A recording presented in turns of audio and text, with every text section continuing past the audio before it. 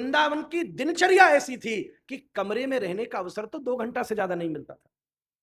जो रहे उसको सवेरे के समय सबसे पहले स्नान जमुना जी में करके परिक्रमा दे, परिक्रमा पूरी करते ही सबसे पहले राधा श्याम सुंदर जी की मंगला करे। हर एक मंदिर की मंगला का क्रम ऐसे क्रम से बना है कि आप सातों मंदिरों की मंगला कर सकते हो।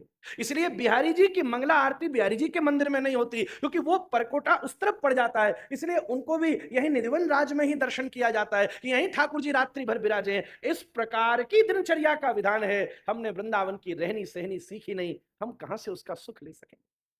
आज विषय वहां चला गया, पर यह स्थिति शकटासुर की स्थिति है। माखन ऊपर है, कृष्ण नीचे है। पर ठाकुर जी को कबू न कबू तो लात देनी पड़ेगी एक बार। जैसे ही लात पड़ी पूरा शकट पलट गया, माखन दूध फैल गया और कृष्ण सामने निकल आए।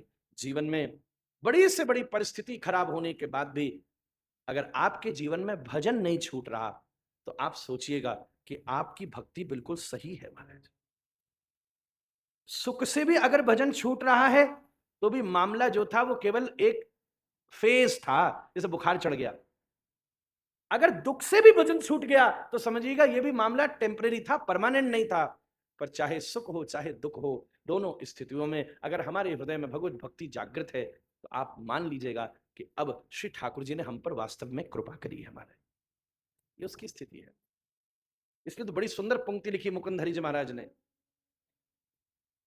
सुख दुख भोगे जाओ, लेखा सब मिटाते जाओ, सुख दुख भोगे जाओ, लेखा सब मिटाते जाओ, हरि गुण गाते जाओ, हरि को रिझाते जाओ, हरि गुण गाते जाओ, हरि को रिझाते जाओ, यही सिद्धि यही योग, यही सिद्धि यही योग, यही ज्ञान सारा, हरि का भजन हरि है हमारा।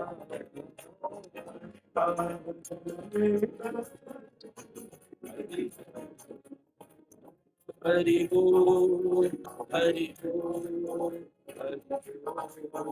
हरि बोल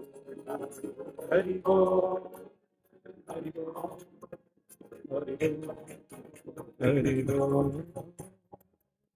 अब श्री ठाकुर जी बड़े हुए, गर्गाचार्य जी ने मथुरा से आकर प्रभु का कृष्ण नाम रखा और बड़े भैया का नाम बलराम रखा। ठाकुर जी बड़े हुए हैं, धीरे धीरे खेल खेलना शुरू किए। श्रृंग अग्नि दष्ट से जल द्विजकंठ के क्रीड़ा परा, वति चलो शशुतौ निषेद्धुम गृहाण कर्तुम अपयत्र न तज्जनन्ये, शेकात आपतुरलम मनसौ नभस्था। ठाकुर जी ने सखा मंडली बनाई है और सुंदर माखन चोरी की लीला शुरू की है। माखन चोरी का अर्थ ही है मन की चोरी। माखन में से ख निकाल दो तो क्या बचा? मन। ठाकुर जी भिन्न भिन्न प्रकार से माखन चोरी करते हैं। एक बार एक गोपी के घर में माखन चुराने गए तो छींका बड़ा ऊपर लटका था, गोपी छुपी हुई बैठी थी। तो कृष्ण ने कहा भैया ये तो बड़ा ऊपर है, तो सबसे पहले नीचे खड़ा किया मधुमंगल को, उसके ऊपर स्तोक, उसके ऊपर बरूथक, उसके ऊपर सुबल, उसके ऊपर मनसुखा और उसके ऊपर श्रीदामा और उसके ऊपर श्री कृष्ण। और माखन की मटकी खींची तो उतरे नहीं, तो मटकी में से माखन निकाल के थोड़ा सा खाया, हाथ नीचे किया तो श्रीदामा ने हाथ निकाला, थोड़ा खाया, नीचे किया। ऐसे करते करते जब बिल्कुल मधुमंगल तक हाथ पहुंचा तो माखन ही नहीं केवल खुशबू पहुंची मारे। अरे नेक्सो मोकू भी दे दे, वजन मैंने उठाए रखे हो। हाँ हाँ दे रहा हूं दे रहा हूं। उतनी देर में गोपी लंबा मोटा सोठा लेकर के बक्कर के आई।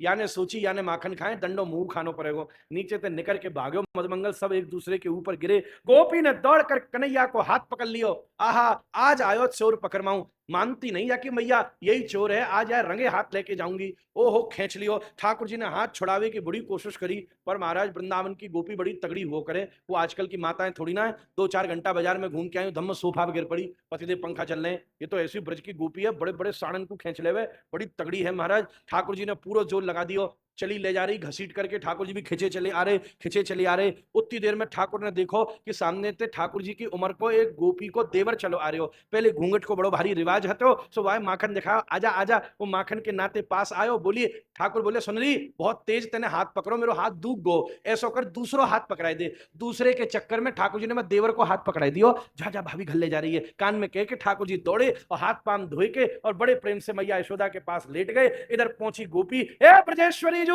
आज पकड़ो मैंने चोर रंगे हाथ, तेरो लाला ही चोर है। पीछे से कन्हैया बोलो बताओ मैं तेरी गोदी में पड़ा, ये बावरी कौन सी आएगी जो केरी मुंह पकड़ करके लाई है, देखो तो सही।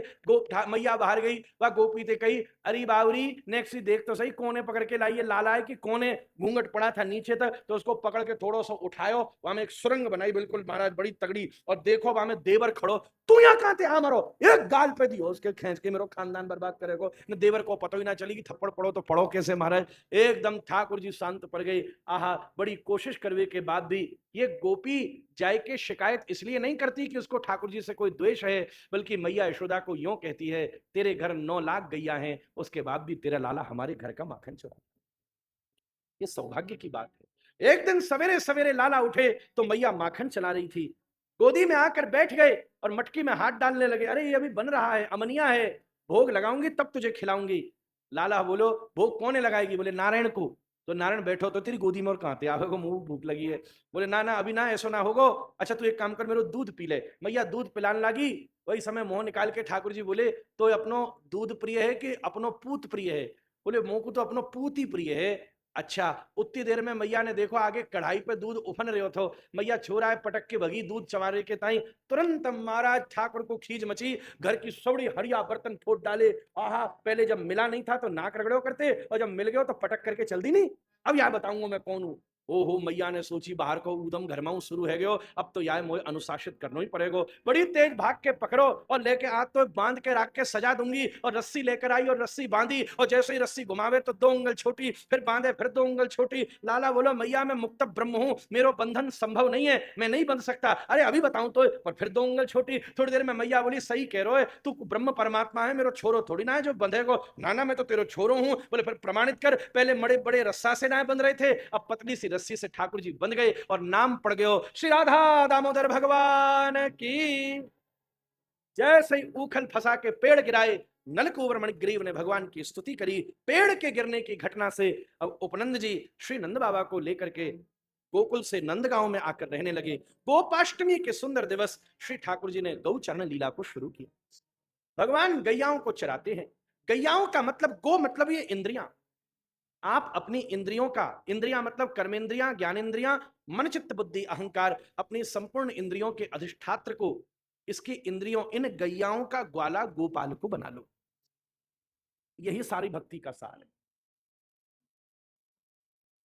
एक शेर गाय के पीछे पड़ गया, गाय दलदल में फंस गई, शेर भी कूदा, वो भी फंस गया। थोड़ी देर में गाय ने मुड़ के कहा शेर चिंता मत कर, कोई तेरा ग्वाला है तुझे बचाने आएगा। शेर बोला मेरा कोई ग्वाला वाला नहीं होता। अच्छा। थोड़ी देर में एक ग्वाला आया, उसने गाय के सींग में रस्सी फंसाई, एक जोर गाय ने लगाया, एक जोर ग्वाले ने लगाया और दलदल से बाहर निकल गए। गाय तो कहती थी शेर को भी बचाओ, पर ग्वाला कहता इसको बचाया भूखा शेर हमें भी खा जाएगा, तुझे भी खा जाएगा। यही स्थिति है। तुम अपनी जिंदगी को शेर की तरह जीना चाहते हो, जियो, किसी ने मना नहीं करी, पर फिर जिम्मेदारी तुम्हारी बनती है महाराज। पर दूसरा एक और विकल्प है, तुम गैया बन जाओ और राधा रमण ग्वाला बनने को तैयार है। चिंता मत करो, अपना काम करो, खूब चरो, खूब पचाओ, खूब दुनिया का पोषण करो।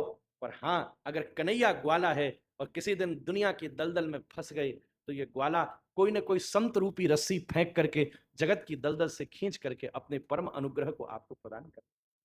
श्री राधा रमण लाल की। इसी गौचरण की लीला में जब ठाकुर जी ने अघासुर का उद्धार किया और भगवान सबका झूठा खा रहे थे, तो ब्रह्मा जी को संदेह हो गया ये कैसे भगवान जो झूठा कुटा खाते हैं। तब ठाकुर जी ने ब्रह्मा जी के सामने दिव्य लीला करके उनके संदेह को दूर किया। यमुना जी का जल प्रदूषित हो गया था कालिया नाग के रहने से। गेंद खेलते खेलते गेंद कालिया नाग में कि उस काली देह में जाकर के ही गिर गई। सब कहने लगे मत जा कन्हैया, पर श्री दामा बोला मेरी गेंद है लाकर देनी पड़ेगी, तो मैं मनो कर रहा हूं, ते नहीं फेंकी है। श्री ठाकुर जी एकदम कूद पड़े कालिया नाग के उस काली देह पर। नाग सामने बैठा था। जैसे ही उसने भगवान को काटने के लिए फन धरती पर मारने की कोशिश करी, ठाकुर जी कलामंडी खाकर उसके माथे के ऊपर चढ़ गए। अब तो जो फण पलटता, ठाकुर जी उसी फण के ऊपर एड़ी मार देते। सूरदास प्रभु अद्भुत वर्णन करते। तांडव गति मुंडन पर नाचत गिरधारी, तांडव गति मुंडन पर नाचत गिरधारी, पम पम पम पग पटकत फम फम फम फननि पर, बिम बिम बिम बिनति करत। आहा, बहता हुआ यमुना जी का जल रुक गया। आसमान पर खड़े देवता देखने लगे, मैया यशोदा दूर खड़ी, ब्रजवासी भयभीत हो रहे, अचंभित है सब। और जब ठाकुर जी नृत्य करते, पहले तो नागपत्नियों को लगा कि ये कोई लड़का ग्वाला बच्चा है, पर जब ठाकुर जी के नृत्य का दर्शन किया तो ऐसा लगा कि साक्षात हमारे इष्ट देव महादेव आए। इसलिए हाथ जोड़कर प्रार्थना करती है, बिम बिम बिम बिनति करत, बिम बिम बिम बिनति करत, ध्याये नित्यं महेशम